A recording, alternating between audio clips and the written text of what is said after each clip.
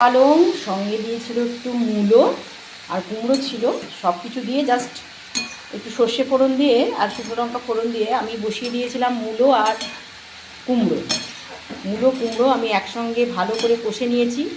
কষে নেওয়ার পর এর মধ্যে আমি অ্যাড করে দিয়েছি টক পালংটা।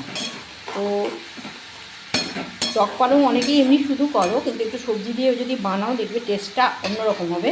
তো এরপরে এর মধ্যে আমি নুন হলুদ সবই দিয়ে দিয়েছি। এবার একটুখানি আমি ওই পোস্ত আর সর্ষে যে বাটাটা ছিল তো সেটা একটু ওর মধ্যে দিয়ে দিই। একটু মিষ্টি দেবো, অল্প একটুখানি মিষ্টি দেবো, দিলে একটু টক মিষ্টি টক পালংটা হয়। আর ওপরে একটু বড়ি ভেজে গুঁড়ো করে আমি রেডি করব আমার টক পালংটা। মেসোমশাইয়ের দেওয়া টক পালং আমার রেডি। তো বড়ি নিচে ছিল না, তার জন্য বড়িটা আমি একটাই বড়ি, তো ওই জন্যই একটুখানি উপরে দিয়ে দিলাম।